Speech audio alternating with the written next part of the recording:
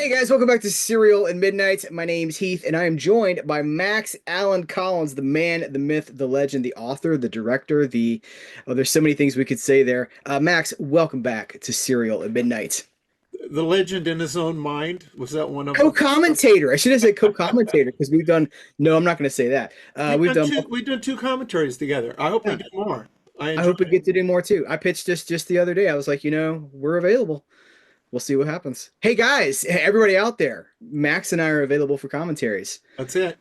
So this is like a Christmas episode. And you know what? In fact, I'm gonna do the hat because it is. You've got your sweater on, so I'm Yeah, gonna. well, I'm gonna stand those. I got my Weezer, my Weezer Christmas sweater on. Is that what that very?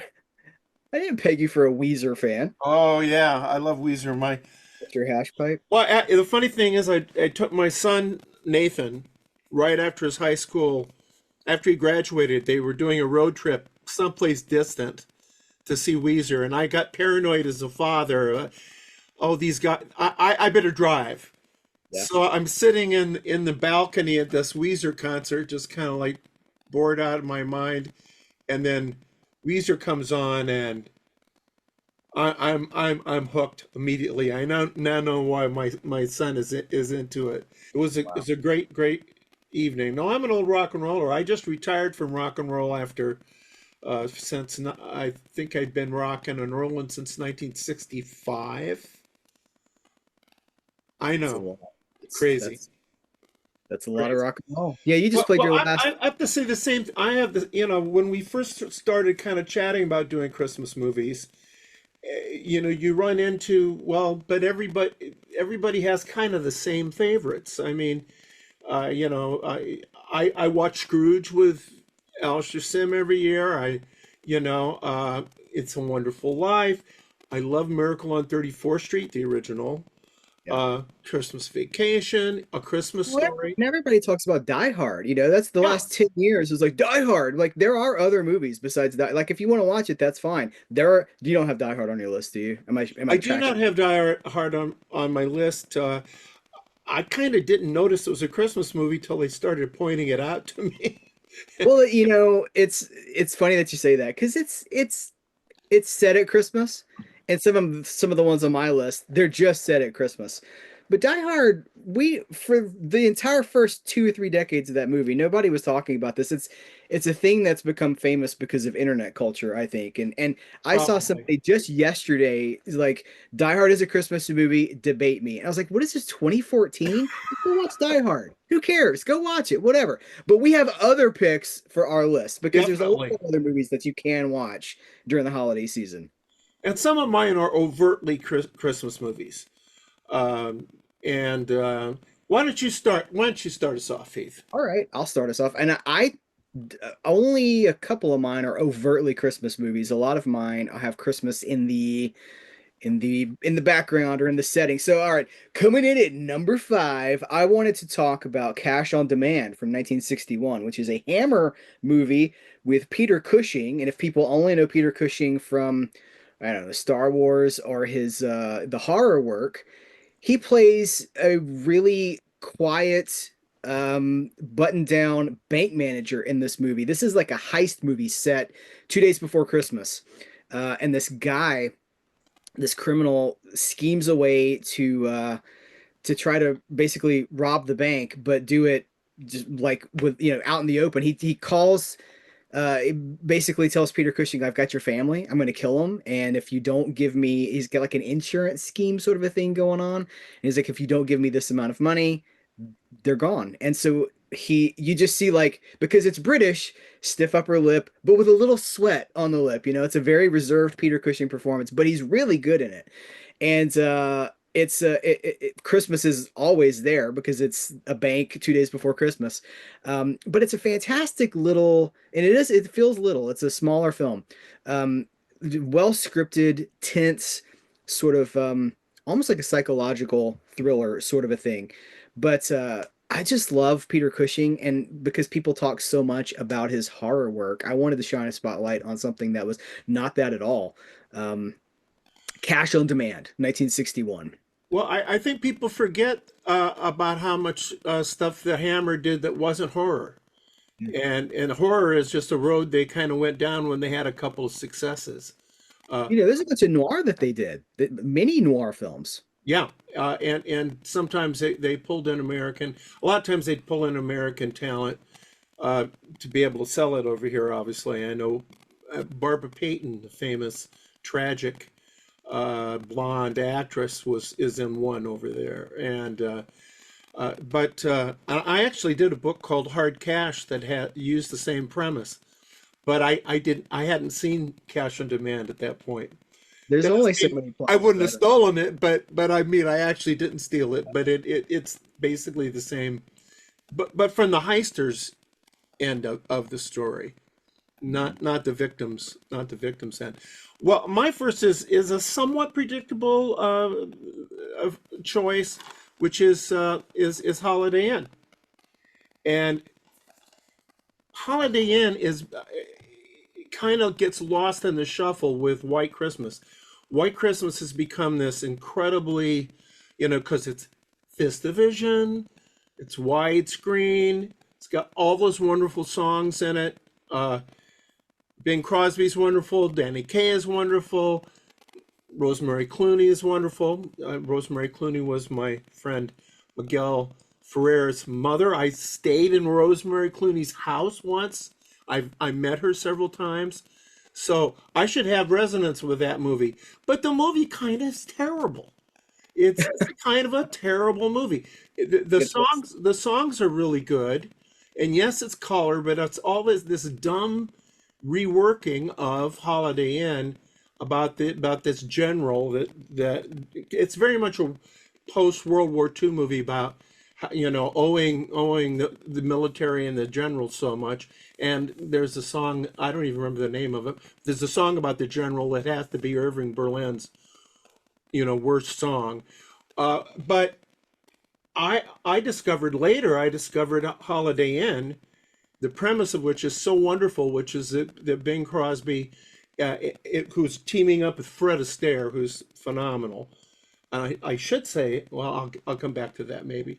But Fred Astaire is phenomenal in this. And there's an actress named Marjorie Reynolds who's kind of forgotten, who's terrific in it.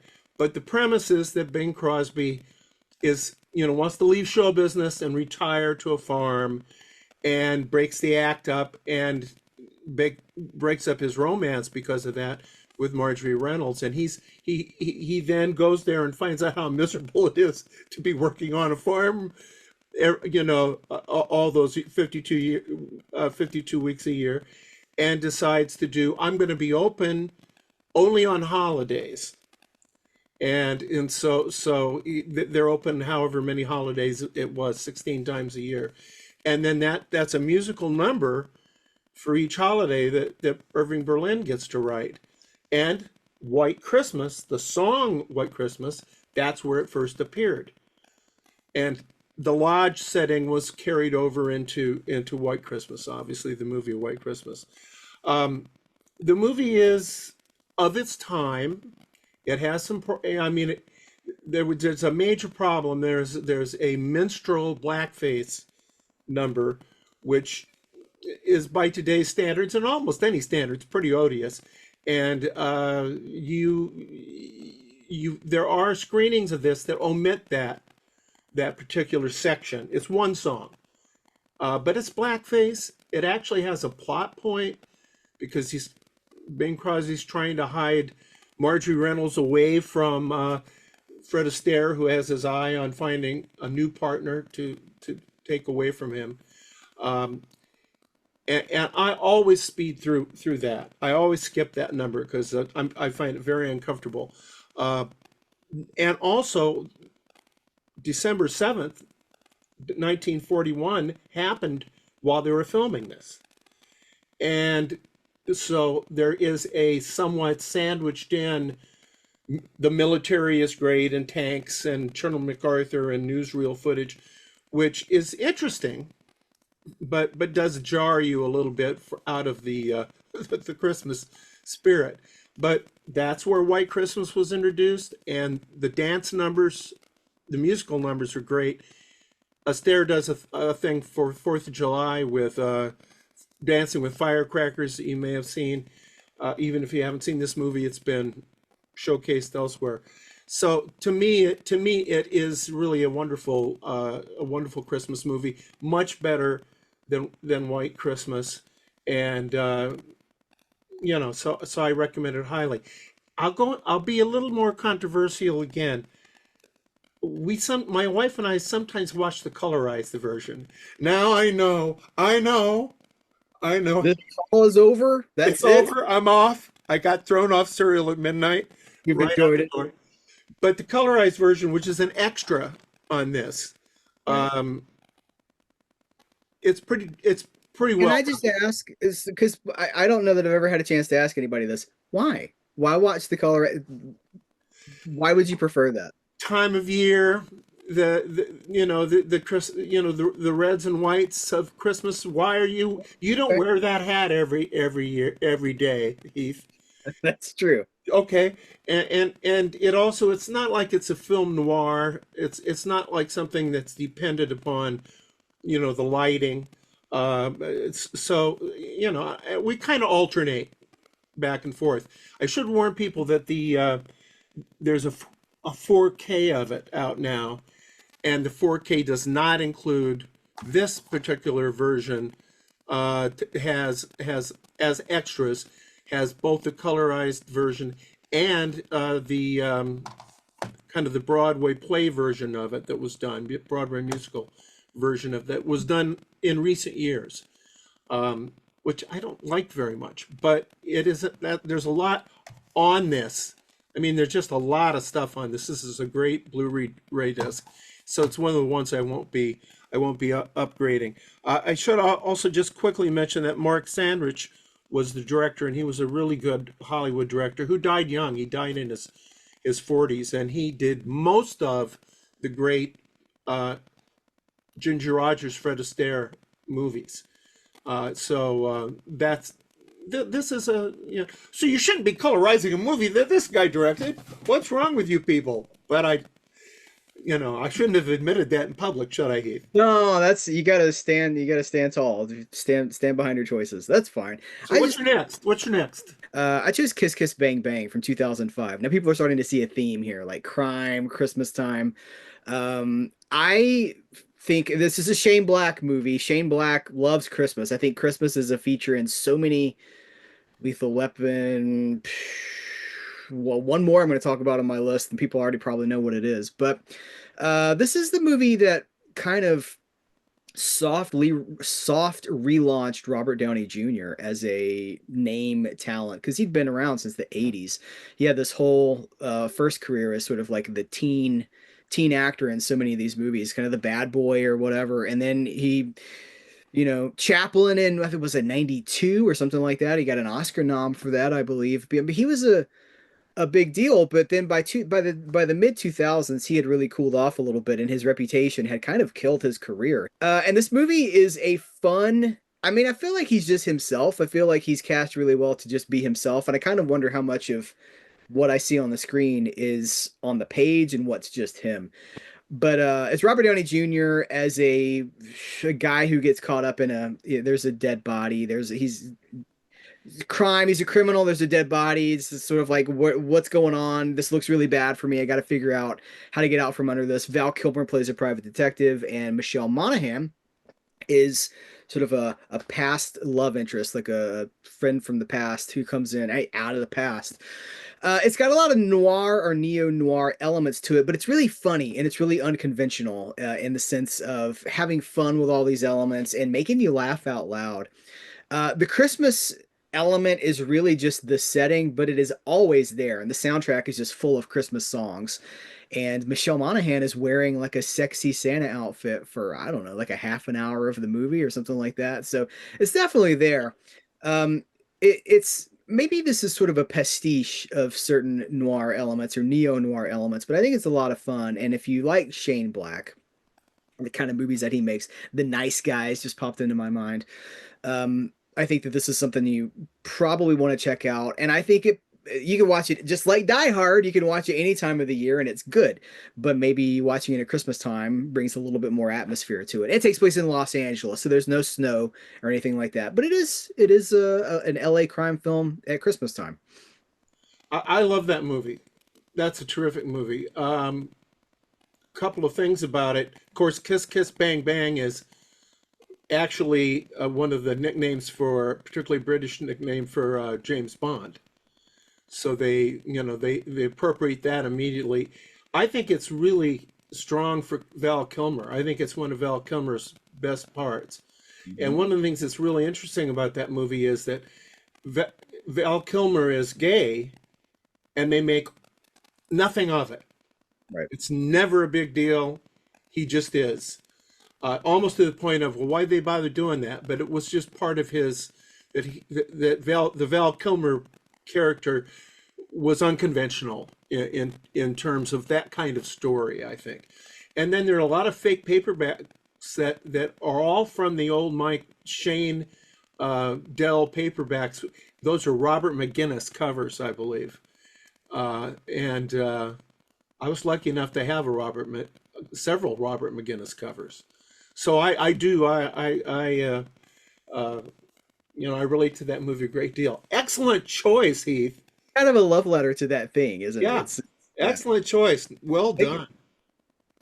Let's just end it there. Let's go on a high note. Okay, I got a few notes here. I haven't been looking at them, but Oh no. this is another one of those movies that is not, I think, should be one of the regular Christmas movies, but Christmas is a major part of it, but isn't the whole movie.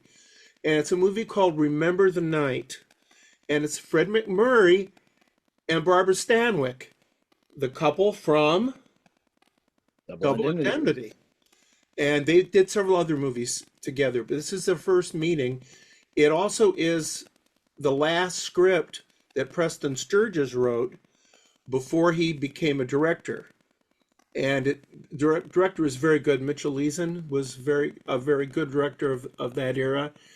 And it is a story about a prosecuting attorney, an assistant DA, who, because rather than put this woman in jail, gets a continuation so that she won't, so first of all, he can get out and have his Christmas and not be stuck, and that she won't have to suffer through Christmas in custody. But then he realizes, or is told, that she's going to be in the slammer. She can't get any, she can't get bail. She doesn't have money for bail so that she can not spend Christmas. And so it becomes a kind of it happened one night road picture where he's going to drop her off at her mother's house on his way to visit his quaint family in the country.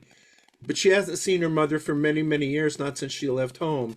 And there's a very dark scene when they stop and the mother just turns her daughter away. It's very reminiscent and presages the scenes in It's a Wonderful Life when when James Stewart's character goes back into an alternate, nastier universe. But this is this woman's actual universe. So he takes her home, and his mother and aunt, and the mother is Beulah Bondi, who happens to play James Stewart's mother in It's a Wonderful Life. I forget the actress that played the aunt, but she's a very familiar face that you would know immediately. And Sterling Holloway, who's very funny, is is this somewhat lazy cousin.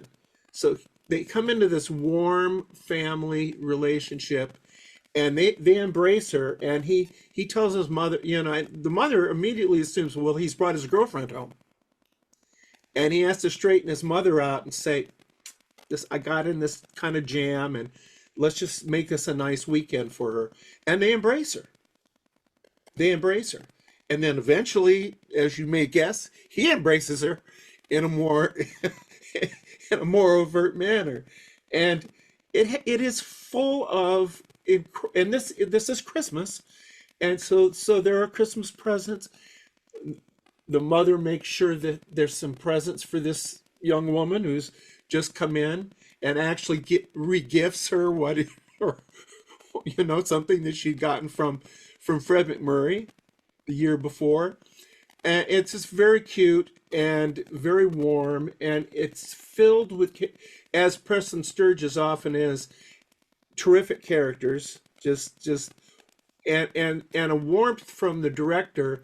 There's a moment where a dress is loaned to Barbara Stanwyck by the aunt, who's a spinster, as they said in those days.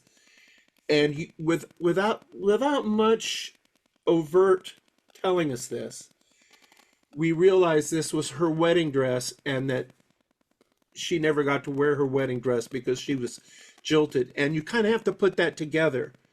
And it's just a moment, but it's a humanizing moment, and it's a poignant moment. And you're seeing Barbara Stanwyck, who's a pretty hard-boiled gal who had, she was a shoplifter. She was a shoplifter. And you see her become more human and more sympathetic to the human condition. Now, at the same time, so is McMurray.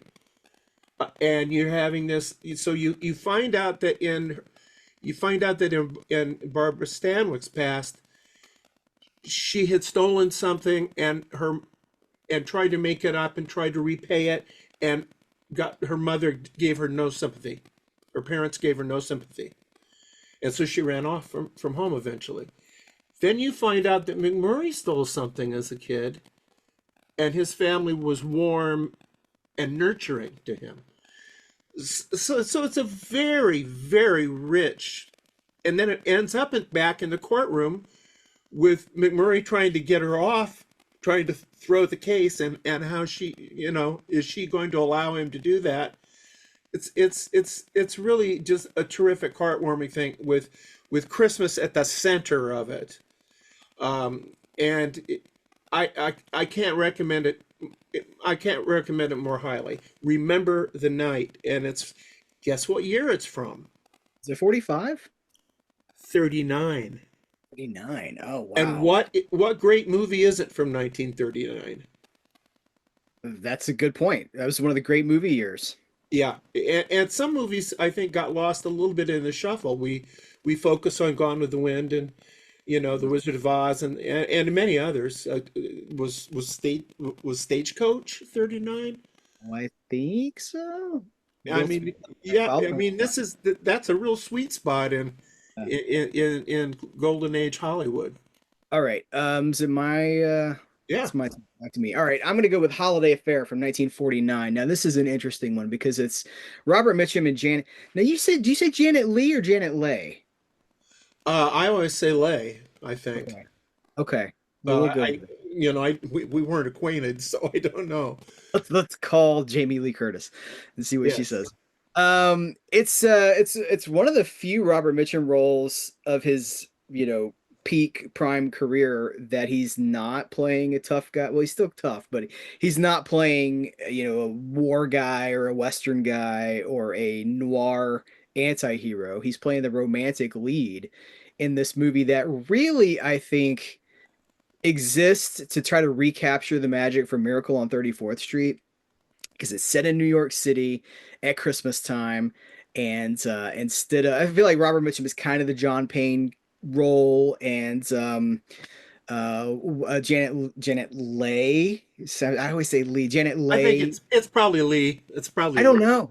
You said She's Jimmy Lee Curtis, so that's your default. I'm going to go with you.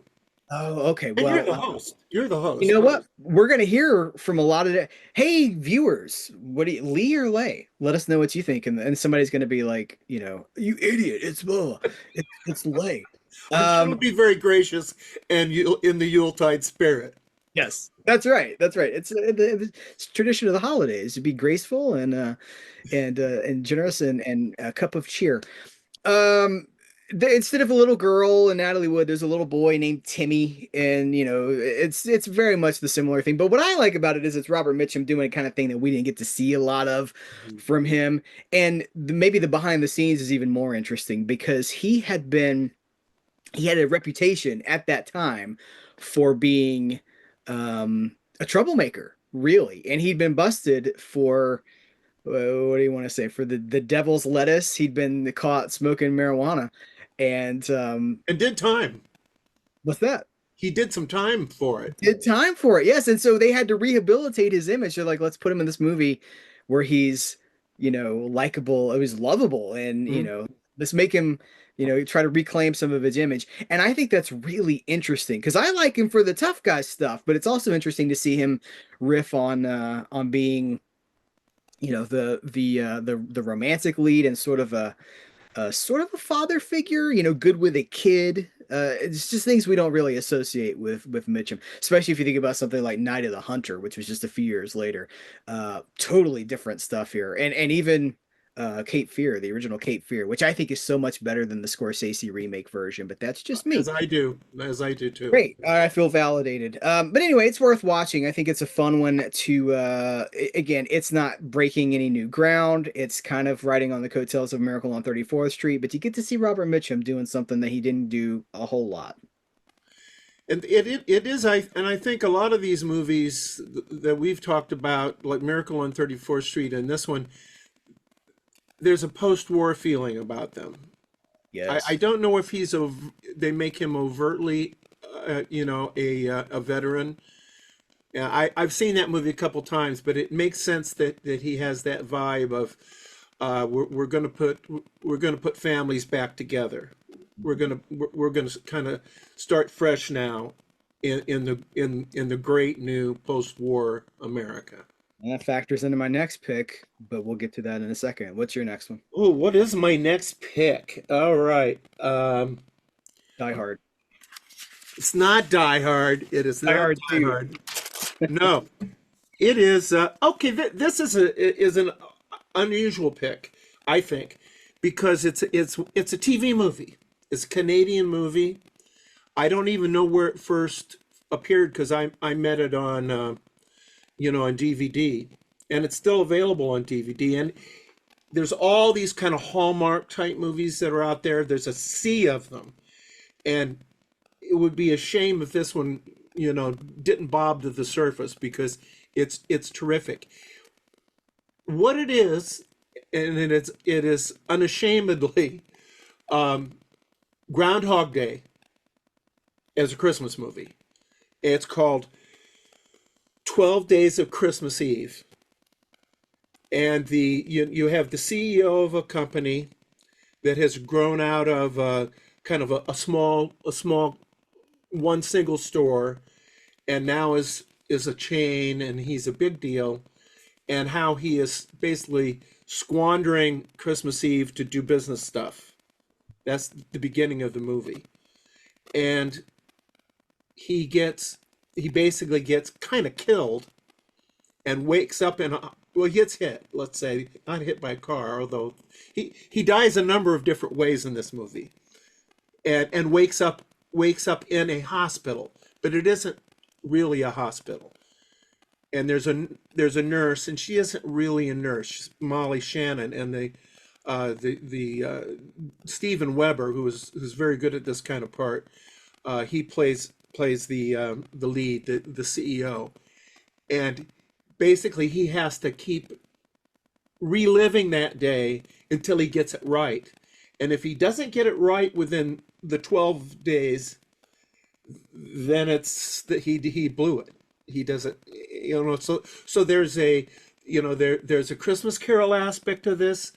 There's an It's a Wonderful Life aspect to this, and then they've used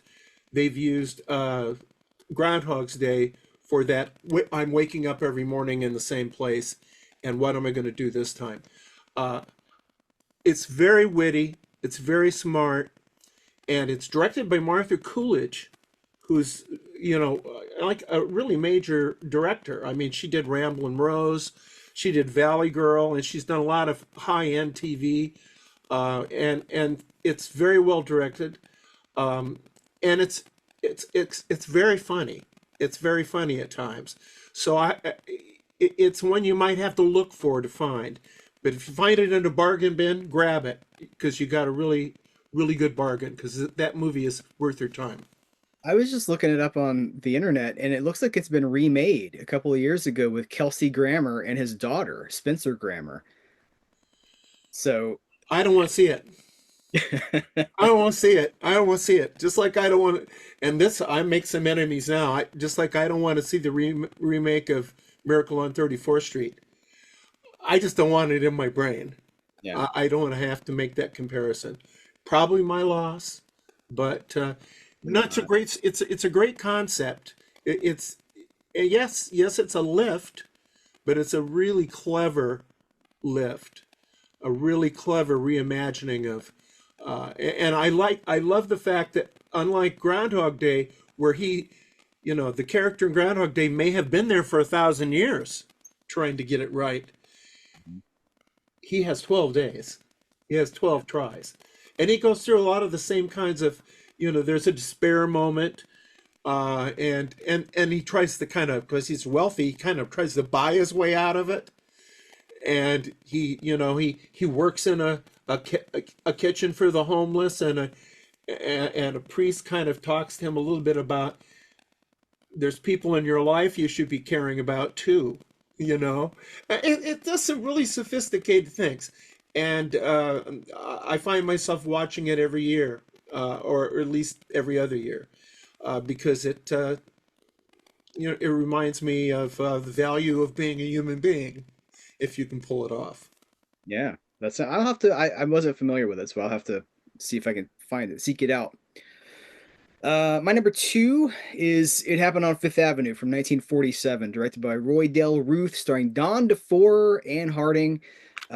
Is a hobo. Can we say hobo? I'm not sure. There's a hobo kind of guy played by Victor Moore, who is there's this wealthy millionaire who lives on Fifth Avenue, and he leaves his mansion at the holidays to go to Virginia every year. And this unhoused person he moves into the mansion without anybody knowing, basically squats in the mansion while you know they don't, there's like a trading places kind of a vibe to it, just like the you know taking a person who doesn't have a lot and giving them this huge affluent lifestyle.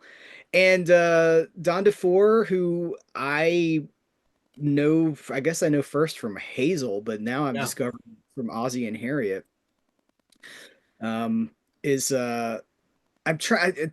I think he's a veteran. There's a veteran element yeah, to this there movie is. because they to what you just said, it really reminded me of it because they want to um you get the veterans that come to live in this mansion can't get housing, like they've come back from the war and housing is not available for them, which is something that I think we see even now. Um and there's a romance aspect to it, but it's all the Christmas themes. Of course, it takes place at Christmas time.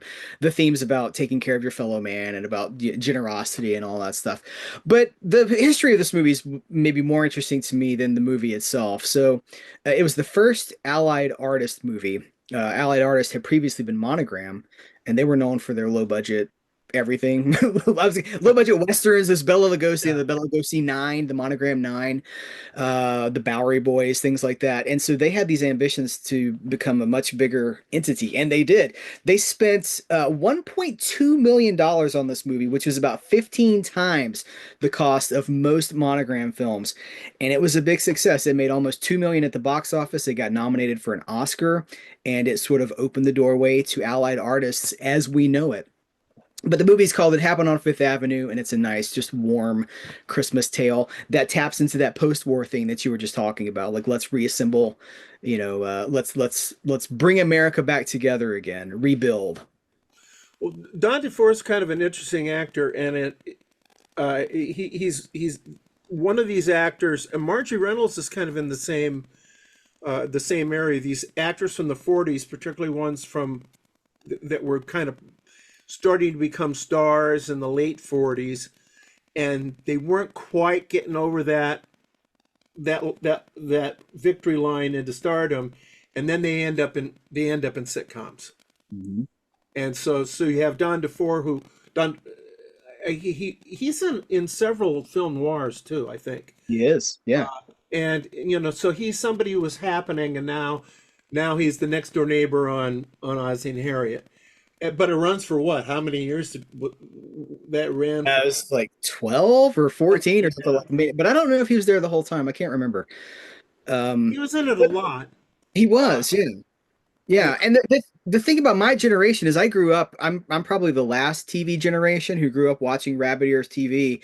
And I know so many of these actors from their television work, Mhm, and now as an adult seeing, because you might not have the luxury to see a 1947 movie when you're younger because of access or whatever. And I'm seeing some of these film noir, and I'm like, well, it's the guy from, connecting these dots. And to this day, people will talk about Yvonne DiCarlo, and they only know her mhm. as Lily Munster, and I'm like, she was a huge star for Universal, and they wrote movies just for her because she was that big. But there's a whole generation that only knows her TV work. And a major film noir, film fatale.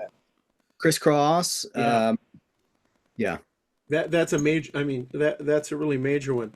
And I really myself, because I hadn't seen some of these movies at that point. Also, I knew Don DeFore. Is it Don Defoe or Don Before, DeFore? I knew him before, from Hazel, from yeah. the Hazel TV show. Mr. And B. I did remember him from Ozzie and Harriet. I What was his name on Ozzie and Harriet? Do you remember? Oh, it was a jaunty name. Hold on, I'm Yeah, trying it to. was a real like It was like Forey or something like that. Let me yeah. see if I can pull it up here. Vamp for me for a second while I'm looking here. I will vamp for you, but I think it's very interesting how many of these actors and actresses wound up in early television, which at the time was a real step down.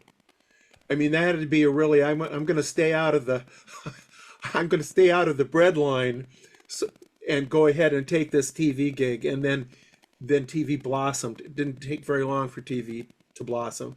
I mean, Jack Webb, for example, was a pretty minor, was a radio guy and just doing a few little parts in movies, and he became one of the big stars of early TV and ended up directing movies.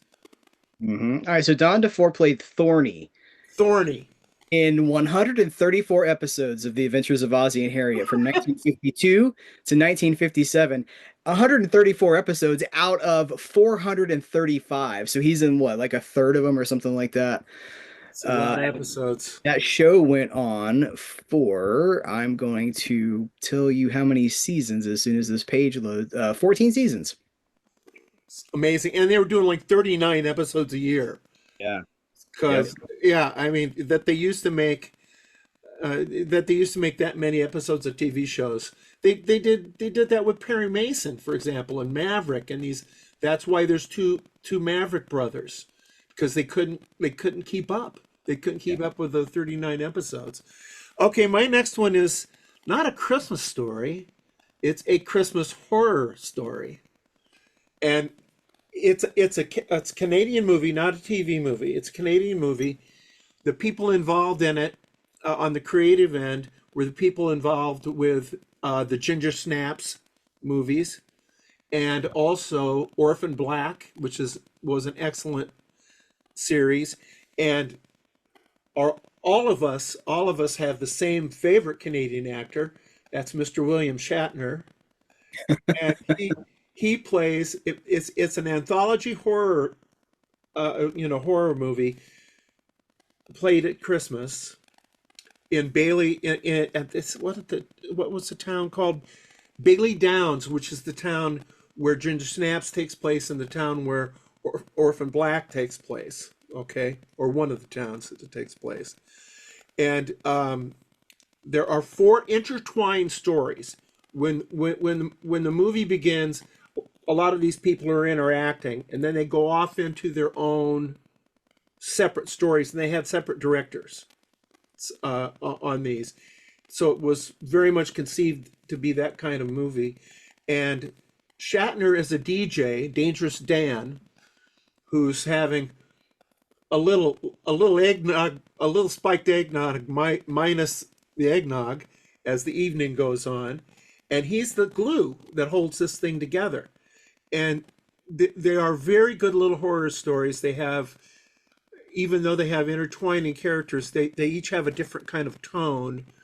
And there's one about Santa Claus that is amazing, and there Krampus appears in two of them, and it's one of, if not the best of the movie. Krampus is pretty good, but this is a really really strong Krampus story that is incorporated into this movie. And there's a changeling story. Um, there's a yeah, I couldn't recommend it more highly if you're a horror fan at all. And it's one that it's one that I do watch pretty much every year. And there's one of the things is my wife doesn't necessarily like horror movies very much, but she was a Star Trek fan like I was, and she liked Shatner. And Shatner, some of these stories are a little grim, but Shatner has, who may be ad-libbing his dialogue for all I know, because he obviously was brought in for one day or something, and they shot him at the radio microphone. But he's very funny. He's very funny, and he ties things together in a very effective way. And if you haven't seen that one, it's definitely worth giving a try. I'm gonna have to check it out. Yeah, I'm trying to think. Oh, I've got it written down here. It's 2015. So it's not that old a movie. It's not Yeah. even 10 year. It's not even 10 years old. And I should mention, the director, one of the directors, did direct the movie Ginger Snaps, which is a pretty well regarded horror film, and was a trilogy. So again, it's worth your time. Very good. We could do a whole show if we were so inclined on just evil Santa Claus movies. That's true. But I don't think either one was that interested. I don't think either. Yeah, I know I'm not that interested in it. I like a little twinkle. I like a little magic with my Christmas movies and not I gotta keep a little bit of the dream alive, keep a little bit of the spark going.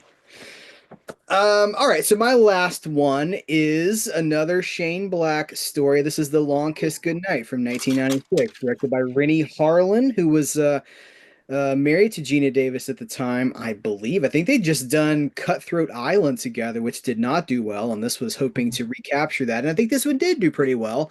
Gina Davis plays a school teacher with amnesia. And it's like these backstories. They found her on the beach or the shore years ago, and she's sort of settled down and living this quiet suburban life as a mom and as a teacher. And she gets in a car accident and she gets bumped on the head and starts to remember things. And she's got these assassin skills that she didn't realize that she had.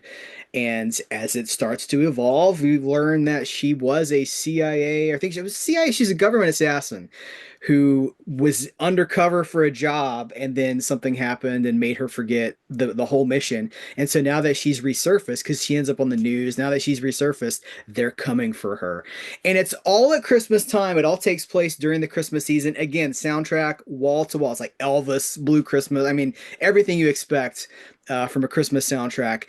And Christmas plays again. It's just the setting, but the whole thing culminates. If memory serves, the whole thing culminates on Christmas Eve. This climactic battle. Co-star in the movie is Samuel L. Jackson. And if IMDb trivia is to be believed, and why would IMDb trivia be wrong? Samuel L. Jackson was on the Jimmy Fallon show in 2014, and he said that this was his favorite role of anything that he'd ever done. So, hey, you got that going for you. It also has Brian Cox in it, who plays a doctor. Now, Brian Cox is now huge because of Succession, but for a long time he was a character actor, and so we're going to go back almost 30 years. He's a character actor in this, but he gets to do some good stuff. It's fun. And again, it's Shane Black wrote the screenplay for this, and a lot of the Shane Black elements are there. Like it's kind of funny. It's kind of kind of postmodern, I guess is the word I want to say. There's got some of those pastiche elements of like, you can see his influences. He kind of wears a lot of it on his sleeve. But it's a movie that takes place at Christmas. If we're gonna say Die Hard is a Christmas movie, then this one is too, darn it. The Long Kiss Goodnight. You know, I forgot to mention something that I set up, and I know I harped on White Christmas not being a good movie, but it was a loose remake of Holiday Inn, which starred Bing Crosby and Fred Astaire. Fred Astaire was offered White Christmas, read the script, and turned it down. Ooh. So Oh, well, you know what? You just reminded me of something too.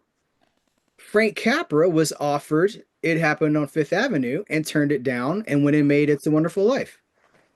that's fascinating. Look at us just throwing trivia out there here in the last. I can't help it. Well, I now will go to what may be my most controversial choice. Oh wow. This is the last one. This is the culmination of everything we've been doing here. That's kind of sad, because it's Bad Santa 2. Oh yeah. Billy Okay, Bob? Billy Bob Thornton. And the funny thing about Bad Santa 2 is that Bad Santa has become kind of, for a lot of people, the go-to, naughty Santa movie, right?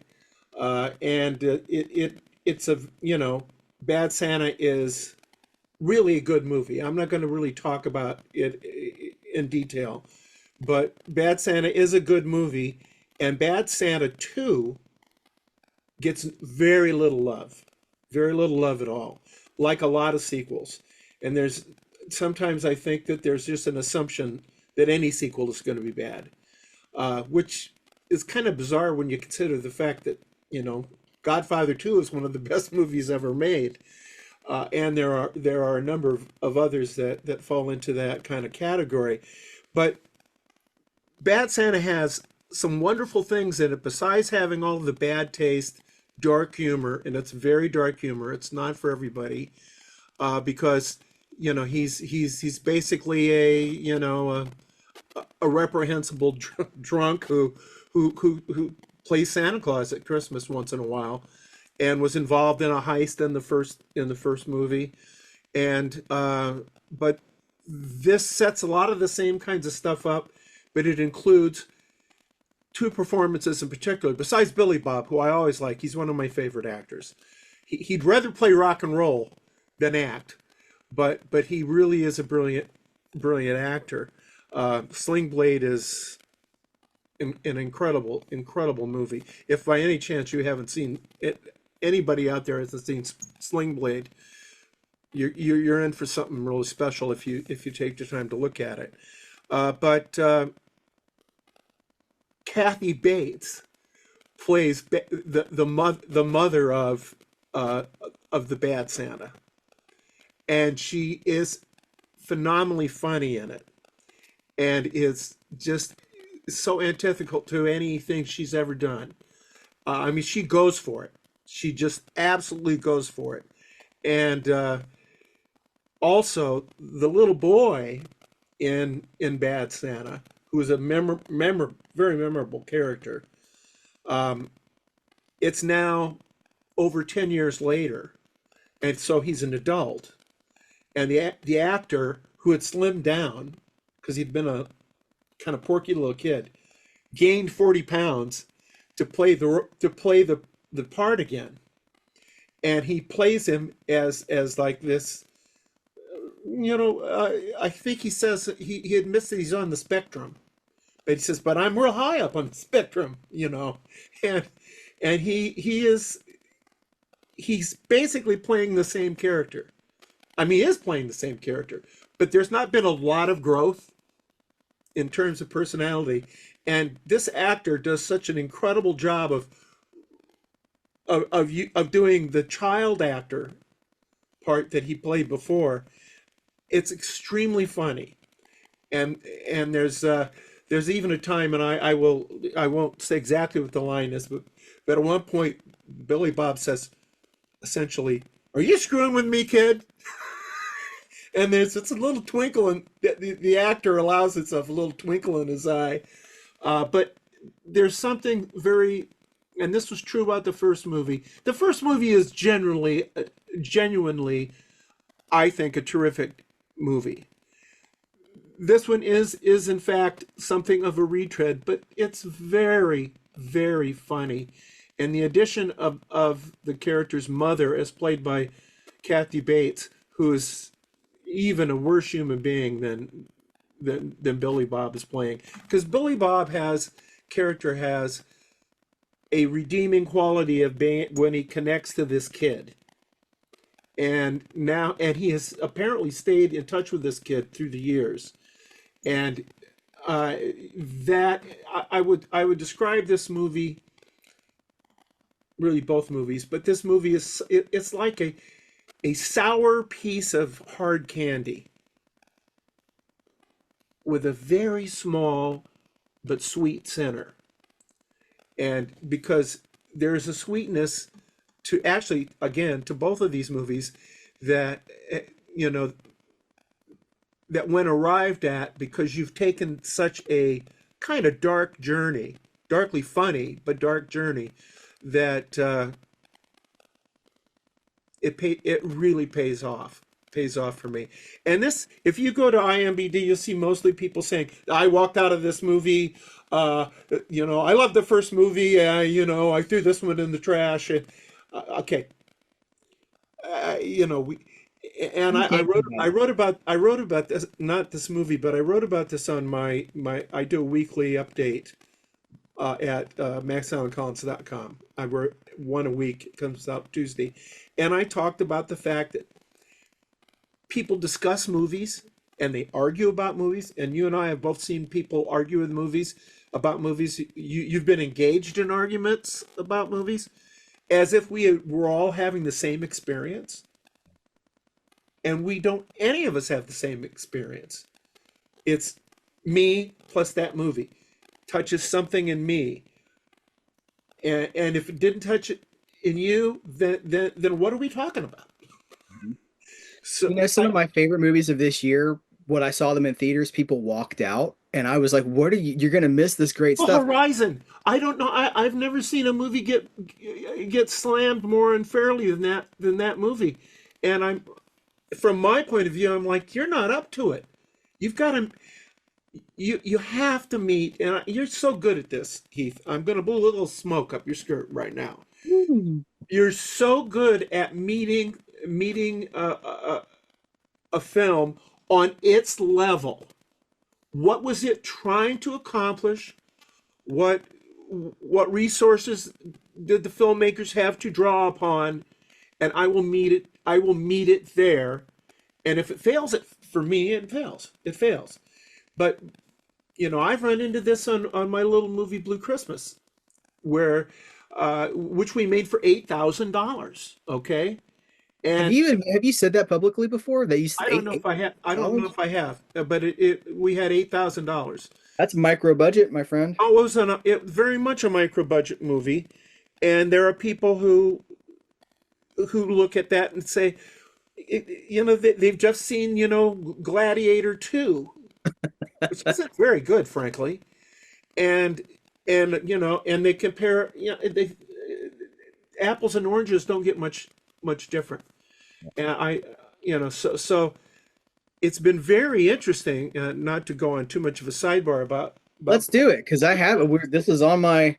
This is part of my notes here to cover. we've had some of the most wonderful reviews.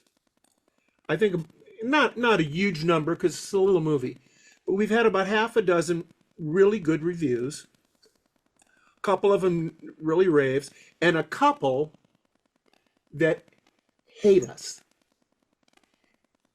And I don't know if that's part of the culture now. Like, it's either great or it stinks. And where's the nuance? Where can it fall? I mean, you talked about a couple of movies in your list and said this isn't the greatest movie I ever saw, but but it had this going for it or had that going for it. Uh, Everything isn't a masterpiece, but that doesn't mean you only watch masterpieces. I mean, So it's an art form, and I have found that fascinating because I mean I was prepared for us to get terrible reviews because it is a movie made in 6 days for $8,000. But it's a good story. It has a good heart. It's in focus, you know. And of course, this particular little movie was a tribute to two of my favorite movies and stories. I should say novels because they began as novels, and The Maltese Falcon and A Christmas Carol. I just saw how those two things could fit together, basically. And so if you don't understand the references, then that it's not going to work as well. Or if you resent, there were one of the reviews sort of resented that I had used Christmas Carol, which I think is very much, even It's a Wonderful Life draws upon that, A Christmas Carol. absolutely. I mean, you can argue that It's a Wonderful Life is A Christmas Carol from Bob Cratchit's point of view, right? He's the guy who works for Scrooge, and Scrooge doesn't get reformed in It's a Wonderful Life, but Scrooge is certainly in that movie. As far as Blue Christmas is concerned, I mean, we couldn't afford to. I mean, it's a movie called Blue Christmas, and we couldn't afford to license Blue Christmas, the song Blue Christmas. If I'd had the money to license Blue Christmas, I could have put a couple $100,000 in, not $8,000. But we had a very nice comment from Beck and Woods, the guys that did a Quiet Place, who who are from my area, and who to some degree have been nice enough to say that I was one of their mentors. I think that overstates it, but I'll take it. And they described it as a chamber piece, which I think is a good way to put it. But one of the negative reviews said, well, this movie is no Road to Perdition, and it's no Quiet Place. Right. How can you argue with that? No, you're correct. But sometimes you do short stories, sometimes you do a novel, sometimes you do a nonfiction piece. There's a lot of different ways. There's a lot of different ways to tell a story. And You Chris, don't let it bother you, do you? Does it get to you? Don't try not to let it get to you. no, I don't. I talk about this in my essay that I wrote this week for my blog, my update. I You got to be careful because if you believe if you take the good reviews seriously, you got to take the bad reviews seriously. And my attitude is this a good review, and will I be able to pull a quote from it? Or is this a bad review, and it's not going to get me any readers or buyers? So that's the level that I'm responding to the review. Is it going to help me, or is it going to hurt me? So it's on that, almost as a small businessman. It's like you have a restaurant, and if somebody really says lots of terrible meal, and they start telling their friends that they had a terrible meal at Joe's diner, then can be in trouble. Yeah. So I look at it in that way, really, pretty much. I would say a bad review might give me make me have trouble getting to sleep that night, but it's gone the next morning. Good. You know, I think we looked at 10 pretty interesting movies. Oh, I've one. Do you have an add-on, maybe one you didn't do? Because I have one I want to mention. Go This is for it. this is predictable, but I the Jury. Yes. Ricky Yes. Spillane's I the Jury, which is a fantastic release from Classic Flicks. David from Classic Flicks just spit his coffee out. He was just like, Well, it's phenomenal because it has the 3D version, which yeah. is John Alton, who was the greatest cinematographer of film noir, and it has a 4K and a Blu-ray. I mean, this is everything. This is like, you know, I'm trying to think of a nice way to say this, but it's like a 13-year-old's wet dream for me because I would never have dreamed that this would exist, and it's a phenomenal piece of physical media. Now, but this movie, which is very underrated, and Bith L8 is I think a terrific mic camera, and I do know my mic camera. I do know my mic camera pretty well. Um, it takes place at Christmas.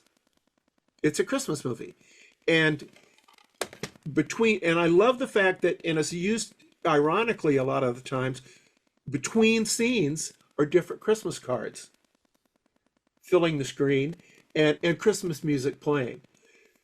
Now, admittedly, it's not a super Christmassy movie in tone or in spirit, but it does make it. I think that makes it a pretty. It has Elijah Cook Jr. as a Santa Claus.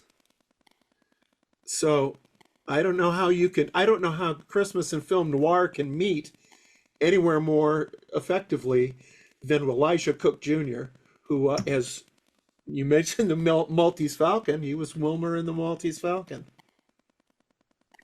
And you're all over that release too, right? Because you did a commentary for it. I Yeah, believe you have a video introduction, or like I think you're on camera for some of that too. And didn't some of the press materials or the you contributed some of I did. the ephemera? Yeah, and it's well, David does a great job.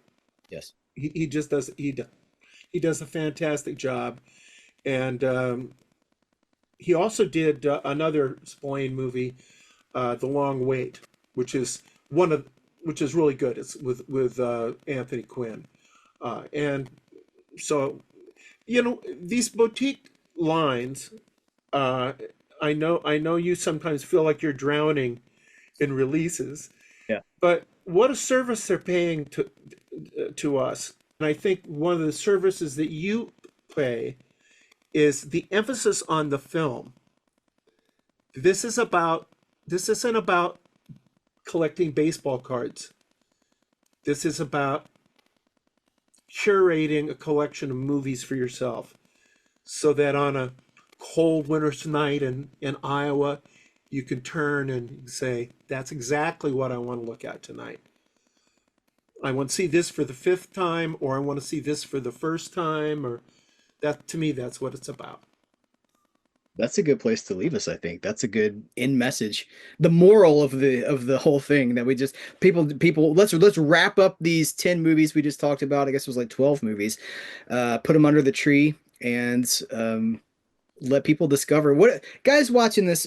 What are some of your favorite Christmas movies that you like to watch every year that maybe you think don't get enough attention? This is a great opportunity to talk about those in the comments of this episode so that we're giving people suggestions that they could go discover something of their own.